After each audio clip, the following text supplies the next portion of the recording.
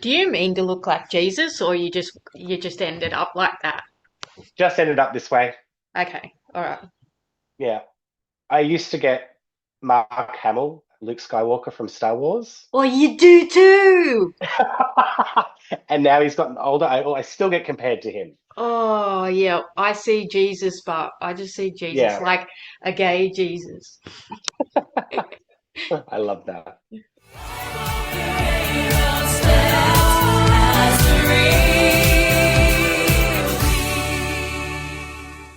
The Rainbow Steps podcast would like to acknowledge the traditional custodians of the land on which we record this podcast, the Awabakal people, and extend that respect to elders past, present, and emerging. We would also like to pay respect to any Aboriginal or Torres Strait Islander peoples listening and acknowledge the lands you are on today. Always was, always will be Aboriginal land. I'll just do the intro. And I've never done the intro before. This is my first time. Okay, so I've got it like here. Welcome to the Rainbow Steps podcast, where we talk all about faith, life, and trying to follow Jesus through all the chaos. My name is George. My pronouns are they, them, and I'm an elder here at Adamstown Uniting Church. Today I'm joined by council person Glen. Hello, Glen. Hi, George. Thanks for having me. That's okay. Pronouns are he, him as well. Awesome. Now, your second sermon, is that what you call them, or it's a reflection? I've always wondered this. I will just refer to it as my reflection, Yeah. um, not being ordained, but Okay. So yeah. I Okay. guess I guess it could be called either or. Yeah. Cool. I've referred to it as I've been writing it as a sermon, but I think it's either or. Okay. So we're Yeah. in Matthew chapter 14, verses 13 to 21. Yes, we Bam, look were at me this week. Hey, where like mashing it. I'm taking my podcasting very seriously this week because I was like, you know what, I'm gonna go 100% at podcasting. Not that I wasn't before, but I was taking notes Yeah, while you were giving your sermon. And sure. yeah, so it's Matthew and we're feeding the 5,000. Yes. Um, yeah, I found it a super interesting passage to delve into. Yeah. It's one that we've all heard hundreds of times over the course of the years. Everyone knows that passage, just as famous as the Jesus walking on water passage. So it was a really interesting time to sit there and pick at what I could and see what I could draw out of it. Mm, mm. You did good, Bart.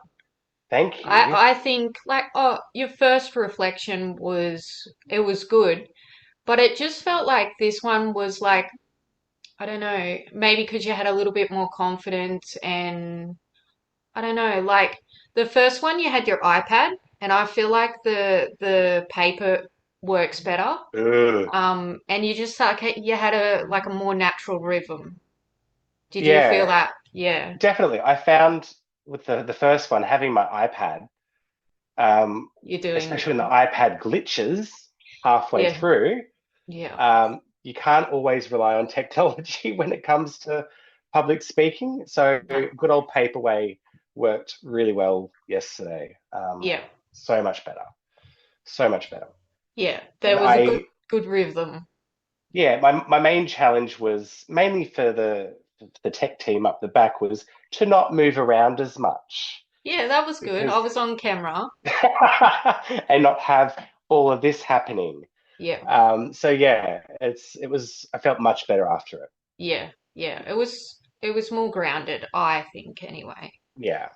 I really liked how you sort of came into it with and really approached it with what we don't have and that sort Hmm. of what would you call that?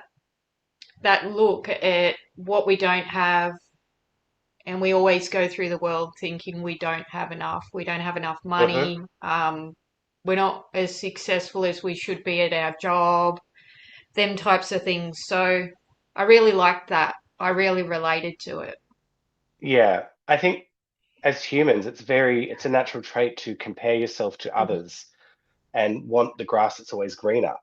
And when I'm I the biggest person for the grass is greener, you know. I think everyone's done it at one point of their life. It's Yeah, or very multiple natural. times. Yeah, or still do. Yeah. And that's okay. Um, But you go.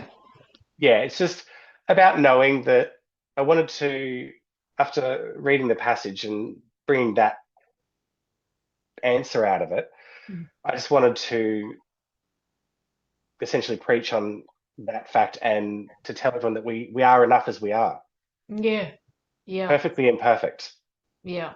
That's what I got from it. I got well, it made me reflect on my own life and how I think. And you know, you're always like in life, you're always going through and you're like, oh, I need more money, or I've got to pay this bill, so I've got to earn more, and you know, oh, I've got to work more, and I've like Yeah. successful, like you've got to look successful on the outside. Um, Hmm. I think social media and all that sort of caused that issue in ways, It's but definitely made it more yeah, prevalent, more noticeable than yeah, it was before. yeah. But generally, we're just humans want to look the best, and we're not. Yeah. No. And No, Jesus doesn't care. exactly right. I was so yeah, the story is basically we're on the mountain. I don't know what the mountain's called. It doesn't But describe doesn't where we are. It just yeah. says it's in a remote, deserted place. So Okay. a place that's far away from the village because it's too late for the villagers to go back and get food, Yeah. and they are now needing to be fed. So it doesn't specify, but it's called a deserted place or a Yeah. wilderness state where it's tough and it's hard. Yeah. Have you watched The Chosen? I started to, and I got about 5 episodes in, and then I'm like, oh, this is heavy. I need to pause it for a bit. Okay, all right. Um, Because this is in The Chosen, and I've heard that. it's yeah, it's a really beautiful scene, and there's such great scenery, and Yeah. yeah, basically, so you know, Jesus is going to give a good old preach and Mm. spread the good news, and all these people come, and basically, yeah, there's not enough. So we've got, Oh. and I think the disciples, you know, they question and they doubt, and then bam, you know, those bags fill up and everyone's Hmm. fed. So it was 5 loaves and a couple of fish. Yes. And multiplied to feed thousands. Thousands. What did you say about, so there was, in the Bible it says 5,000 men, but Yeah. So what I said, um, Jesus feeding the 5,000 is a passage that confirms that those who ate were about 5,000 men, besides the women and children. yeah, So I guess we could call it a probably feeding of more. more than 5,000. Yeah, yeah. So I think some, 5,000 just sounds good, you know, to people. yeah, it's easy, it's succinct, but I think, and when I was doing a bit of research about the passage, a lot of theologians think there's about 15,000 people or more, if you included the women and children that were Yeah, present. yeah. So yeah, It's I found that amazing. interesting. Like, it's Mm. just amazing. I wish I was there. Like, imagine being there, you know? I know, being present to that. It, yeah, it would just be insane. Insane in the membrane. What else did I write? Um, oh, John the Baptist being killed. Yes. I always get really emotional about that Yeah, because it's horrible. it is. Because And I wanted to draw on that because that part of the passage is not often spoken about. mm, And when you delve into it, Jesus has lost a friend and potentially a mentor and a teacher.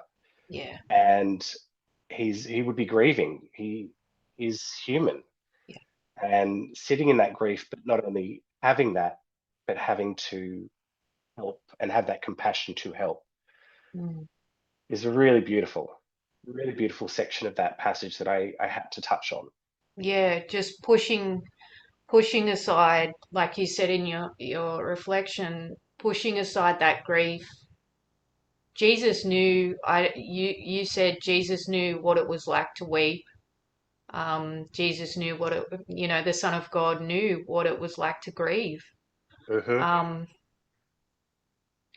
and sometimes I think, like, being the Son of God, Jesus could have potentially stopped that for John in a way.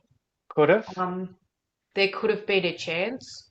Um, but I think maybe Jesus knew that had to happen the way that it happened. And that would have been an extra layer of the grief too. hmm Um, because Jesus can part water and turn water into and wine. do lots of things. Surely he could have saved John, but I think it just had to happen the way it happened. That's And interesting. and yeah, that it would have been an extra layer, I think. Mm. But what were those questions you asked? Where are you? Do you have them? I do. Um, where am I living from a mindset of scarcity rather than trusting God's abundance? And the second one that I asked was if Jesus stood before us today and Mm, said, "You give them something to eat," how would we respond? mm, And I would think that I would hope that I would be able to respond as he did. However, I'm still very much in that logical sense, mm, um, where part of me is like the disciples. They don't believe that they have the ability to feed themselves and yeah. feed the people. So yeah. Mm. What about you? I'd be much like you. I hope I'd believe and yeah. When you asked the question, so what was the first question? Where are you living from a In a place? in a mindset of scarcity rather than trusting God's abundance. I think I'm doing pretty good at it. Yeah. Um, I've really lent into that trust, Mm, especially over probably the last 6 to 12 months, just really leaning into it. So yeah. I hope that, yeah, I hope that back then I would have lent into it too. But um, yeah, in life, yeah, I think I've really had to really dig deep and think about Mm, my brother's death lately. yeah. And since my dad's gone and my nan's gone and my pop's gone, so basically I have out of my biological family, not including my daughter, I just have an auntie left. Hmm. And then uh, my mum I haven't had contact with for probably 8 years now. So yeah, really leaning into uh, being alone in a certain way. Hmm. I'm not alone as in like I have my wife and my daughter and I do have a beautiful church family and I have really great friends, but there's still that a type of loneliness. Mm, And with my brother passing so young, I've had to really lean into trusting that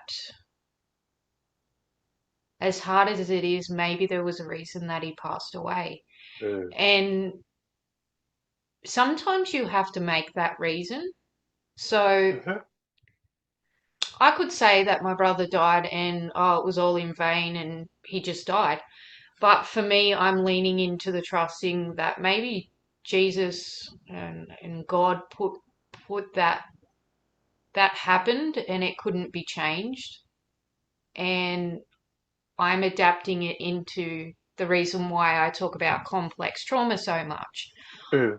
It's the reason why I'm here at church. And Mm. then that stems off into all the stuff that I do at church. So I'm leaning into trying to trust that, yeah, my brother's death was just something that happened, but I've got to put that meaning to it and share that with God Yeah, and in the plan. Does that make sense? I don't know. perfect I'm sense. random, but I get that. you. Yeah. What about you? Do you feel like that with, like, I know Sorry. you've had some struggles with your family and things like Yeah, that.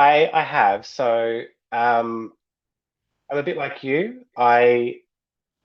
My faith has grown significantly, even as you Mm, just said, past 12 months.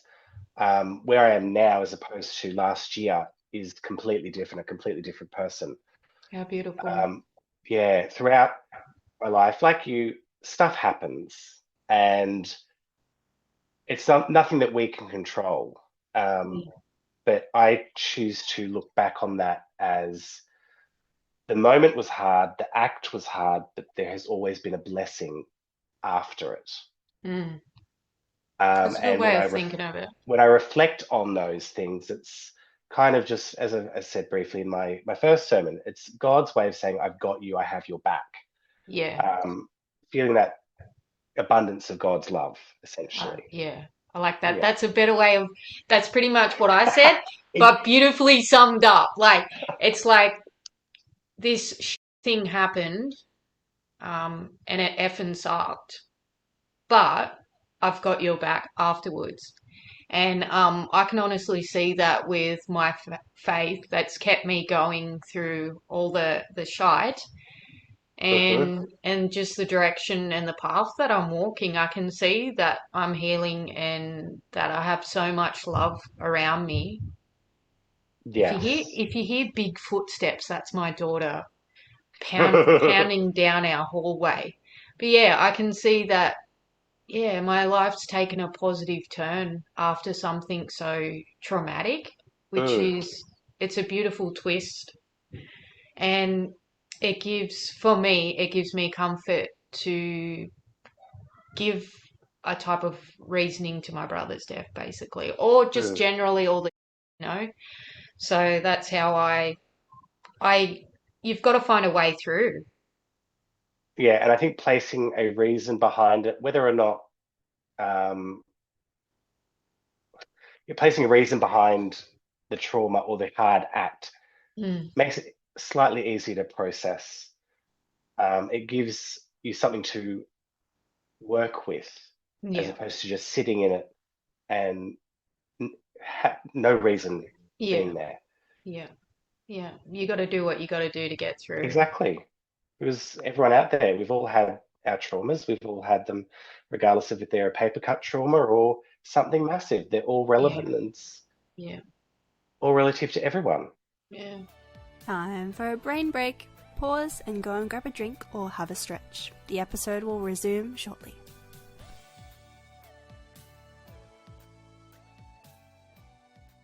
How's your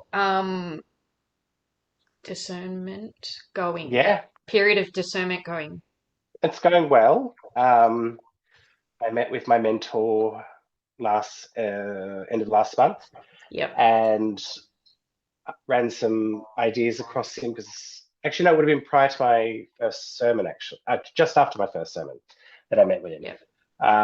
and said this is how it went, and I've got my second one coming up, but it's on a passage that everyone knows, and our Reverend Greer has done a beautiful reflection on it. How do I make it new and fresh? How do So I this make it? isn't even the feeding of the 5,000. Like everyone knows that. What could possibly top that? No, Greer did a feeding of the 5,000, I think last year or the year before. Yeah, I'd have to go back and I cannot remember. She did one of them, um, and it was just lovely. And yeah, it was just the way that she delivers her reflections, and it was just stunning. yeah, But it was how do I? follow her style of preaching, which is just incredible. So he helped me work through that. It was basically, you don't need to be them because you are you, and Yeah. you'll find something uniquely you about your message. Yeah, like I mean, you're coming from Reverend Rod and then Reverend Right? Greer, so that's pretty hard. And then also we've got people like Nerida, And um, Gary, when he was supply minister, yeah, they're all such incredible in their own Malcolm, ways. yeah, yeah, And it's just like, how do I follow that?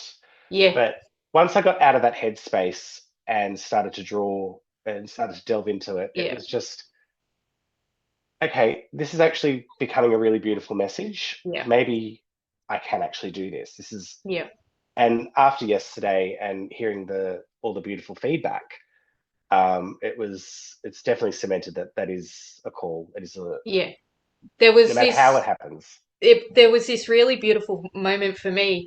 Um, So I'm sitting on the opposite side of the church, and I was talking to a lady that had come in um, just off the street. She was walking past Mhm. the church, and she's seen some of the artwork, the Indigenous artwork we had in the foyer, just from the door, from the Oh street. yeah.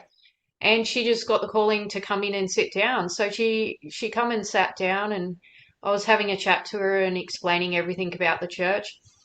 And she turns around and here comes you, like you walk into the church and your outfit was like Was we've crazy yesterday. we've got to talk about your outfit too, but so you walk in and you just like because you have this strut. I swear in another life you could have been a model. You just like walk in, strut down the what do you call it? The aisle Yeah. straight down, plonk your bag down, and like, but you walk with purpose. Like, you're just like, I'm here. I am Glen.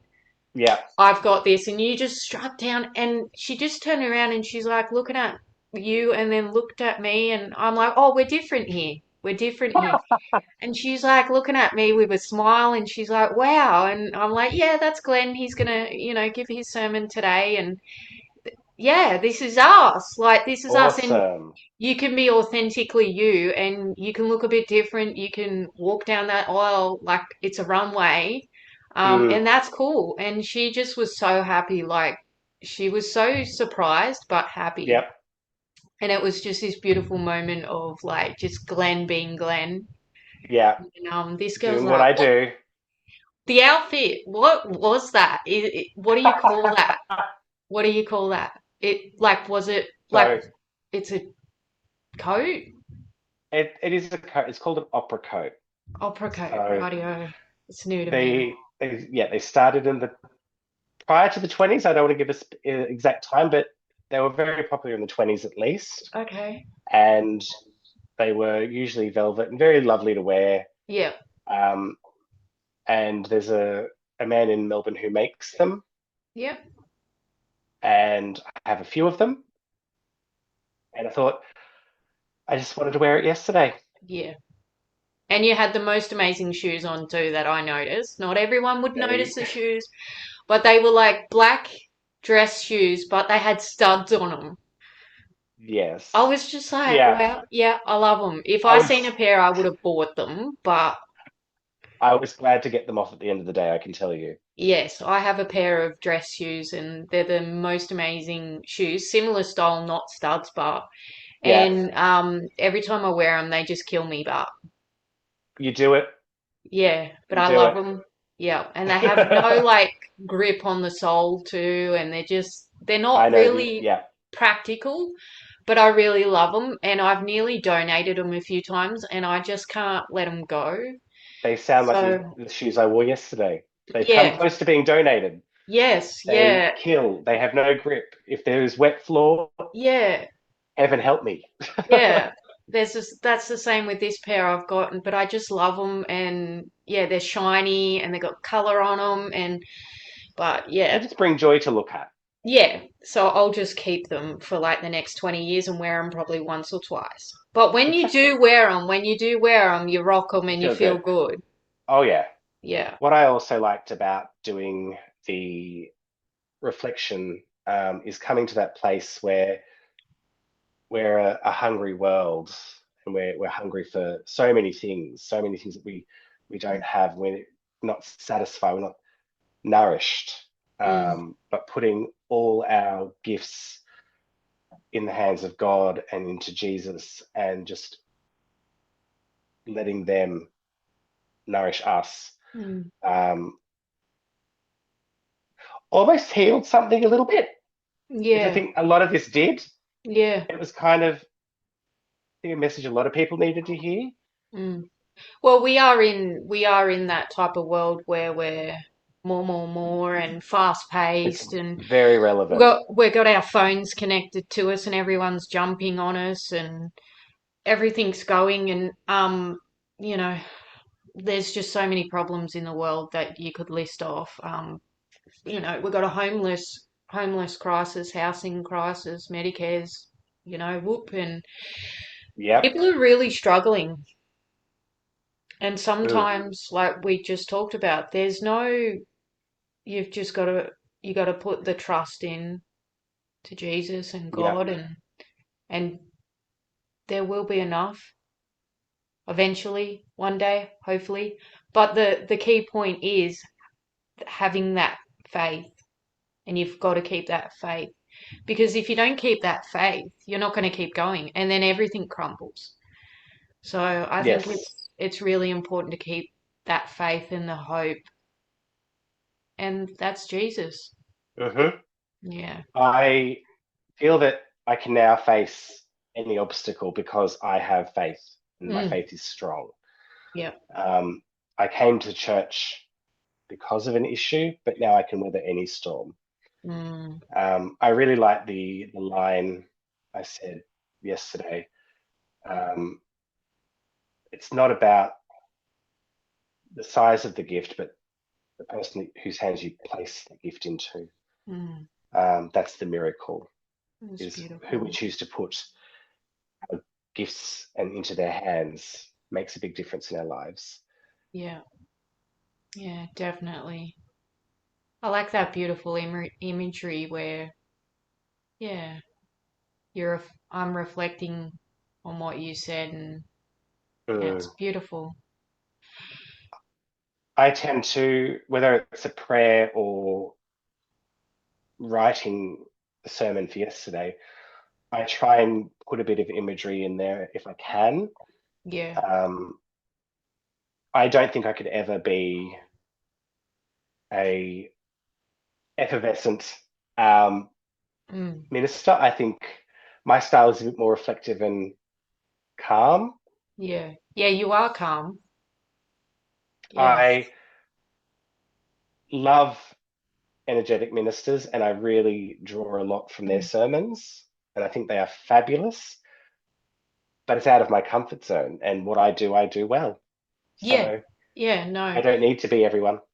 No, everyone brings something different to the table. Exactly. Like there's, some ministers are like more like theatrical, like performative, Yes. like in a good way, but you Yeah. know, if you look at Greer, her background is sort of that performing, and she's a very performative person in the way that Mm. she does her sermons. But then, yours are just as good with that calm, reflective. It's just a different Yeah, space. it's just different, and I think when you're cooking a beautiful cake, you've got to have all different ingredients to make the beautiful cake, and it's good to have that break and have Glen, and then have Yeah. different styles. That really, what you were saying then just reminded me. It was beautiful because we had the feeding of the 5,000, and then we had communion. Hmm. So that was, I really, it felt significant for me because we had this beautiful, reflective, calm sermon reflection by you, and it was really calm. And then we had communion. So I was just like, oh, it just felt really special. Perfectly timed. And yesterday was, we have like school holidays and stuff like that. And I don't know if you've noticed, we go through like quiet periods at church. Like, Yes. and it just feels like, I don't know, because the weather's cold and we have rain Hmm. and then yeah, we've probably gone through like maybe 2 or 3 weeks where I don't know, it just seemed quiet. Yes, I did notice that. Yeah, and we had a few people off and sick and we've got a few people that are really crook at the moment and we've Mm. been praying for that are in our congregation and they're always in our thoughts. Yes. Um, so the church has been a bit, less, and the energy's been low. And then all of a sudden yesterday, I don't know, it just felt like we had a few new people in. There's a couple that have come back for their second week, and I always love it when people come back, like after the Oh, first yes. week. It'll, because they've come back again. So, that was purpose, like, and they Hmm. liked it. So that, and it just felt like the energy was really good yesterday. It was, Yeah, there's it was something about the space. Yeah, I don't know. Yesterday's energy was good. It was yeah, it was a beautiful day, beautiful service. Mm. Sophie usually knows how to just keep You're talking. doing well. 'Cause she just cuts out all this stuff. Yeah, that's fine. 'Cause Soph just like you give her like one word and she'll just like talk about it for like 20 minutes. Do you know what I mean? 'Cause Hmm. she's from a performing background too. Yeah, So she's just like she just knows how to talk. I keep saying that to her. She should be like, I reckon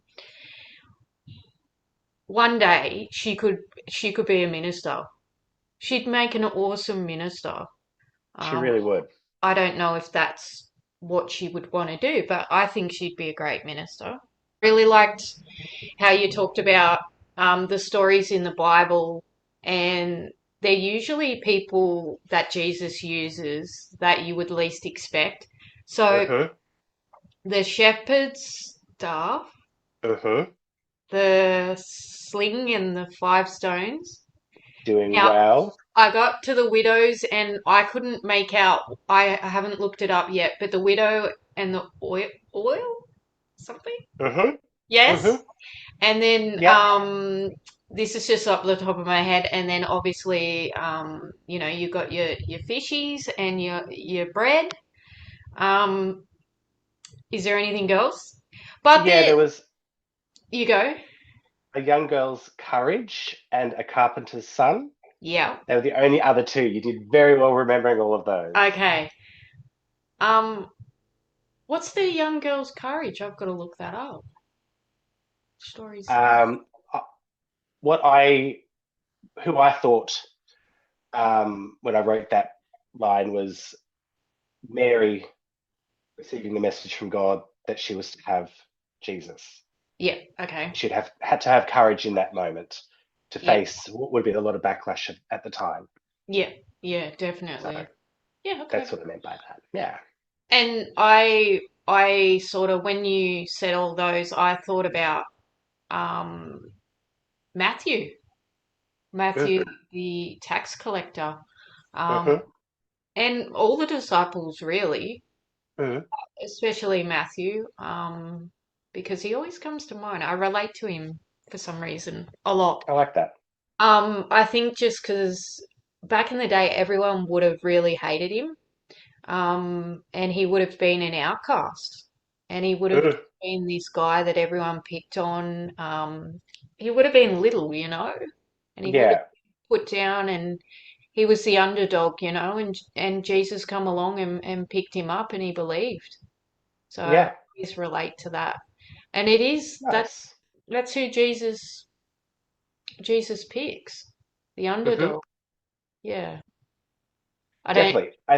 yeah, so I relate to it. I said yesterday that God delights in what seems insignificant and inadequate, Mm, and so does Jesus. They mm, take what is considered small, like the mustard seed, or a small Yeah. amount of fish and loaves, and they bring something abundant and beautiful from it. And Definitely. it's very often changes the course of the History. story or Yeah. history. Yeah. From that moment onwards, each of these small stories changes the course from then on. And they're the moments and the stories that seem the least insignificant but create Hmm. the greatest impact. It's like a stone hitting an ocean and it just ripples out. Yeah. And yeah, I relate to that heaps. I kind of feel like that sometimes in life, you know. I feel Hmm. like the underdog and then, you know, you every day you just create a little ripple. And Hmm. that's what Jesus wanted. He didn't want these big shows of faith. He just wanted If a little tiny bit, you know. yeah, Do you reckon, like, is it what you thought it was going to be? Like, are you feeling more comfortable and on the path? Like, or do you still feel like it's rocky and you're like, oh, geez, I don't know? Or has no, this yeah, second reflection really cemented? Like, have you gotten any feelings through prayer or on reflection where you're like, yeah, this is cement? yeah. I thought at first that I wasn't good enough to hold that space. Yeah, We all have those doubts in our mind every now and then. They all crop up. And then I started to just write and read the passage and reflect on it. And now that I've done the two reflections on the passage as opposed to my story, I don't essentially care how it will happen. It will happen. I will be a minister. There yeah, is no backup plan. yeah. Um, it's something that I'm definitely called to do. And, Nice. some of the retired ministers came up to me um, and sent emails saying how lovely it was and how they hadn't actually thought of the passage spoken in that way before, which was to me mind blowing. And it was Mm, such a compliment to have. So it's definitely something that I'm going to be doing. I yeah, don't care how many years it takes. I don't care what I have to do, yeah, but it'll happen. yeah. I love It's that. definitely a very strong call Yeah. now more than ever. Awesome. All right, well, I reckon we've talked enough. I don't, Soph usually does the wrap up stuff. Thanks for chatting to us this week, Glenn. I can't My wait to absolute see pleasure. what the future holds for you. Yeah. Um, like us on Facebook or check us out on Facebook, Instagram, TikTok. We've got a website too. Soph's got the YouTube going on. We've got Vimeo. We're on Spotify now. Wherever you're listening, you're probably on Spotify or YouTube. But check it all out, all our socials at Adamstown or Adamstown Uniting Church. Um, what else does she say? Yeah, have a lovely, blessed week, and we'll see you all next week. All our love. Thanks, Jordan.